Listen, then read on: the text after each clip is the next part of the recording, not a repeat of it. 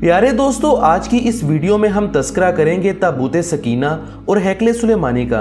हम आपको बताएंगे कि ताबूत सकीना क्या है और ये इस वक्त कहाँ मौजूद है और इसको लेकर मुख्तलिफ मज़ाहिब के लोगों में लड़ाई क्यों हो रही है।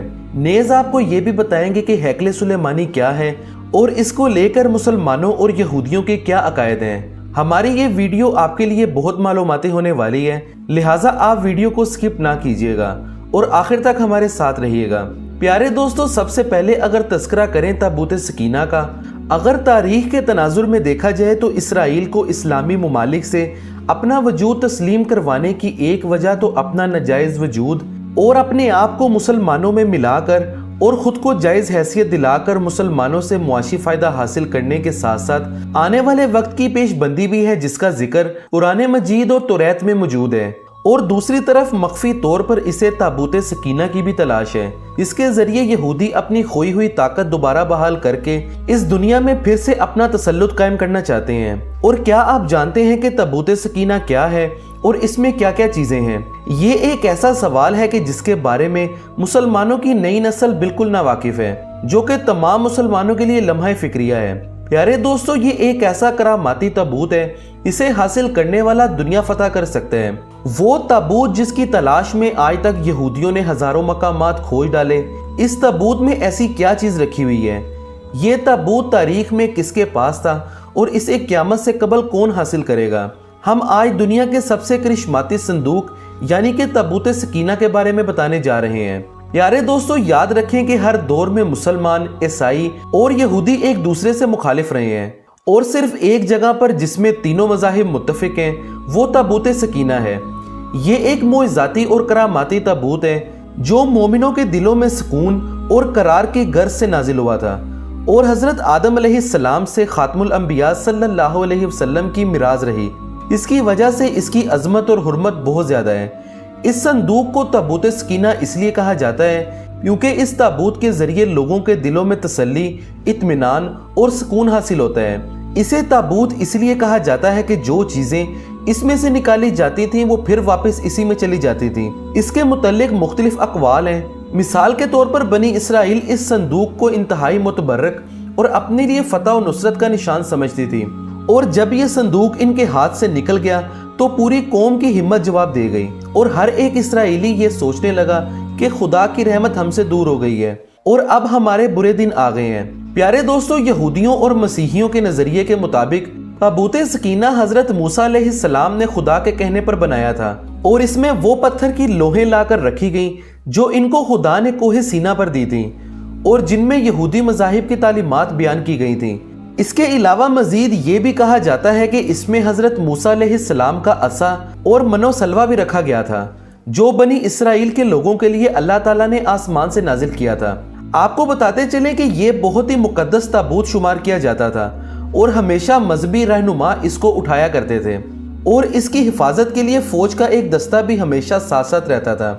नेज़ ये बनी इसराइल के नज़दीक फतह और बरकत की अलामत था। इसको जंगों के दौरान में लश्कर से आगे रखा जाता था और ये समझा जाता था कि इस ताबूत की बरकत की वजह से हमेशा जीत बनी इसराइल की होगी। और जब बनी इसराइल अल्लाह ताला के अहकामात की नाफरमानी करने लगे और खुल्लम खुल्ला वो काम करने लगे जिससे अल्लाह ने इन्हें मना किया था, तो ये ताबूत इनसे एक जंग के दौरान में खो गया और इन्हें शिकस्त का सामना करना पड़ा। ये ताबूत हज़रत तालूत के ज़माने में वापस मिल गया और इसी बारे में कुरान मजीद में भी इरशाद है। उन लोगों से उनके नबी ने कहा कि तालूत के बादशाह होने की अलामत ये है कि तुम्हारे पास वो संदूक वापस आ जाएगा। इसमें तुम्हारे रब की तरफ से तस्कीने कलब का सामान है और वो कुछ अशिया हैं जो मूसा और हारून छोड़ के गए थे। इनको फरिश्ते उठाकर लाएंगे और बिलाशुबा इसमें तुम्हारे लिए बड़ी निशानी है अगर तुम ईमान रखते हो। प्यारे दोस्तों, ये ताबूत जब तक मुशरिकीन के पास रहा तब तक इसकी वजह से इन पर मुश्किलात नाजिल होती रहीं और आखिरकार इन्होंने तंग आकर एक बैलगाड़ी पर रखकर इसे अपने इलाके से बाहर निकाल दिया और फरिश्तों ने इस बैलगाड़ी को हनकार कर वापस बनी इसराइल तक पहुंचा दिया।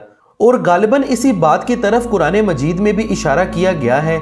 हज़रत दाऊद अलैहिस्सलाम के ज़माने तक इस ताबूत को रखने के लिए कोई ख़ास इंतज़ामात नहीं था और इसके लिए पड़ाव की जगह पर एक अलग खैमा लगा दिया जाता था। حضرت داؤد علیہ السلام نے خدا کے حکم سے خدا پاک کا گھر بنانا شروع کیا جو عین اس مقام پر ہے جہاں آج مسجد الاقصی موجود ہے۔ لیکن یہ عالیشان گھر آپ کے بیٹے حضرت سلیمان علیہ السلام کے عہد میں مکمل ہوا اور اس کو ہیکل سلیمانی کے نام سے جانا جاتا تھا۔ اس گھر کی تعمیر کے بعد تابوت سکینہ کو یہاں پر پورے احترام کے ساتھ رکھ دیا گیا اور اسی طرح یہ مقام یہودیوں کا مقدس ترین مقام بن گیا۔ آپ کو بتاتے چلیں کہ بعد کے زمانوں میں ہونے والی جنگوں نے اس ہیکل کو بہت ہی نقصان پہنچایا اور یہاں تک کہ بابل کے بادشاہ بخت نصر نے اس کو مکمل طور پر تباہ کر دیا اور اس کو آگ لگا دی اور یہاں سے مارے غنیمت کے ساتھ ساتھ تابوت سکینہ بھی لے کر چلا گیا۔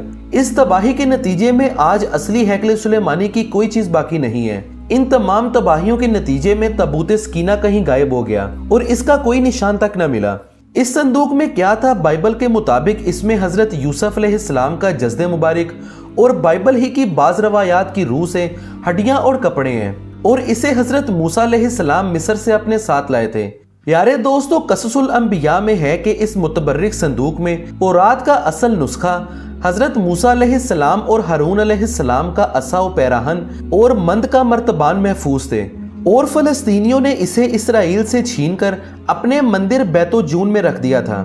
قرآن مجید میں اس کے بارے میں تصریح ہے کہ جب اسرائیلیوں کے ہاتھوں سے یہ صندوق نکل گیا تو فرشتے اس کی حفاظت پر مامور تھے اور اس صندوق میں آل موسیٰ اور آل ہارون کے چھوڑے ہوئے تبرکات تھے کہ جن میں پتھر کی وہ تختیاں جو طور سینا پر اللہ تعالیٰ نے حضرت موسیٰ علیہ السلام کو دی تھی اور اس کے علاوہ تورات کا وہ اصل نسخہ تھا جسے حضرت موسیٰ علیہ السلام نے لکھوا کر بنی لاوا کی حفاظت میں دے دیا تھا اور ایک بوتل جس میں من بھر کر محفوظ کر دیا تھا تاکہ آنے والی نسلیں اللہ تعالیٰ کے اس احسان کو یاد کریں جو اللہ تعالیٰ نے صحراؤں میں ان کے باپ داداؤں پر نازل کیا تھا۔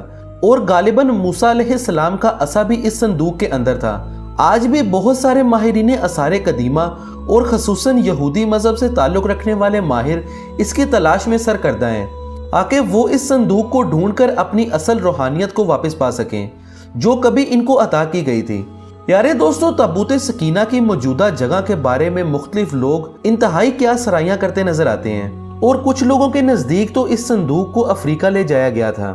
آپ کو بتاتے چلیں کہ سبا کی تفسیر میں علماء اکرام فرماتے ہیں کہ بیت المقدس کی تعمیر میں جو حضرت داؤد علیہ السلام نے شروع کی اور پھر حضرت سلیمان علیہ السلام نے اس کی تکمیل فرمائی، اس میں سے کچھ کام تعمیر کے باقی تھے اور حضرت سلیمان نے یہ تعمیر کا کام جنات کے سپرد کر دیا تھا۔ آپ کو بتاتے چلیں کہ جیسا کہ جنات کی طبیعت میں سرکشی غالب تھی اور یہ جنات صرف حضرت سلیمان علیہ السلام کے خوف سے یہ تعمیرات کرتے اور اگر حضرت سلیمان علیہ السلام کی وفات کا ان جنات کو علم ہو جاتا تو وہ فوراً کام کو چھوڑ بیٹھتے اور تعمیر رہ جاتی۔ اس کا انتظام حضرت سلیمان نے بازان ربانی یہ کیا کہ جب موت کا فرشتہ آیا تو موت کی تیاری کے لیے اپنے محراب میں داخل ہو گئے جو انتہائی شفاف شیشے سے بنا ہوا تھا اور باہر سے اندر کی جانب سب چیزیں نظر آتی تھیں اور اپنے معمول کے مطابق عبادت کے لیے ایک سہارا لے کر کھڑے ہو گئے اور آپ علیہ السلام کی روح پرواز کرنے کے بعد بھی جسم اسی عصا کے سہارے اپنی جگہ پر جمع رہا۔ پیارے دوستو، حضرت سلیمان علیہ السلام کی روح تو مقررہ وقت پر قبض کر لی گئی مگر وہ اپنے عصا کے سہارے اپنی جگہ جمے ہوئے باہر ایسے نظر آتے کہ عبادت میں مشغول ہیں اور جنات کی کیا مجال تھی کہ پاس آ کر آپ کو دیکھ سکیں اور جنات حضرت سلیمان علیہ السلام کو زندہ سمجھ کر اپنے کام میں مشغول رہے یہاں تک کہ سال بھر گزر گیا اور تعمیر بیت اللہ کا بقیہ کام بھی پورا ہو گیا۔ اس کے بعد اللہ تعالیٰ نے گھن کے کیڑے کو جس کو فارسی میں دیوگ اور اردو میں دیمک کہا جاتا ہے اور قرآن مجید نے اس کو دابت الارض کے نام سے معصوم کیا ہے، اس کیڑے کو عصائے سلیمانی پر مسلط کر دیا اور یہاں تک کہ دیمک نے عصا کی لکڑی کو اندر سے سکھا کر کمزور کر دیا۔ عصا کا سہارا ختم ہوا تو سلیمان علیہ السلام گر گئے اور اسی دوران جنات کو ان کی موت کی خبر ہوئی۔ پیارے دوستو، آپ کو بتاتے چلیں کہ تابوت سکینہ یہ صندوق شمشاد کی لکڑی سے بنایا گیا تھا جو اندر سے باہر تک سونے سے منڈا ہوا تھا، یہاں تک کہ اس کا ڈھکن بھی سونے سے چھپا ہے۔ یہ صندوق 3 گز لمبا اور 2 گز چوڑا ہے اور اس پر 2 پرندے بیٹھے ہوئے ہیں